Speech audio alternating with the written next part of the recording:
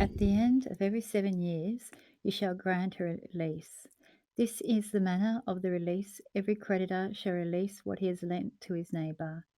He shall not exact it of his neighbour, his brother, because the Lord's release has been proclaimed. Of a foreigner you may exact it, but whatever of yours is with your brother, your hand shall release.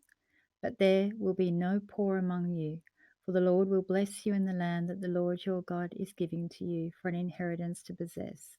If only you will strictly obey the voice of the Lord your God, being careful to do all of his commandments that I command you today.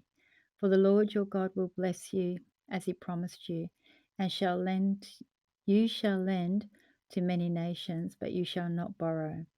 You shall rule over many nations, but they shall not rule over you. If among you one of your brothers should become poor, or any of your towns within your land that the Lord your God is giving you, you shall not harden your heart or shut your hand against your poor brother, but you shall open your hand to him and lend him sufficient for his need, whatever it may be. Take care lest there be an unworthy thought in your heart, and you say, the 7th year, the year of release is near, and your eye look grudgingly on your poor brother, and you give him nothing, and he cry to the Lord your God against you, and you are guilty of sin.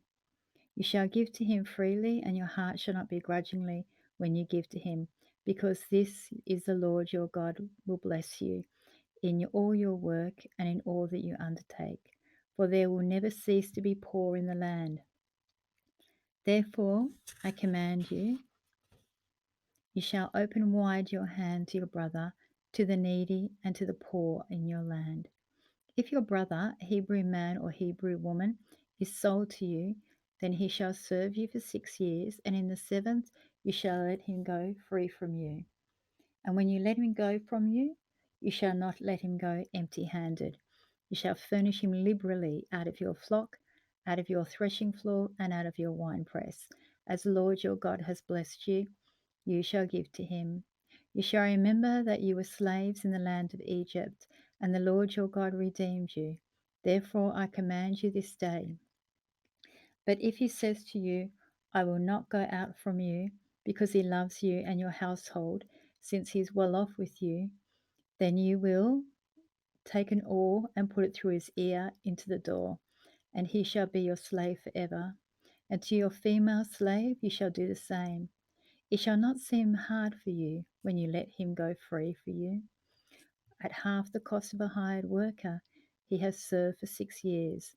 So the Lord your God will bless you in all that you do. All the firstborn males that are born into your herd and flock, you shall dedicate to the Lord your God. You shall do no work with your firstborn of your herd, nor shear the firstborn of your flock. You shall eat it, you and your household, before the Lord your God, year by year, in the place that the Lord will choose.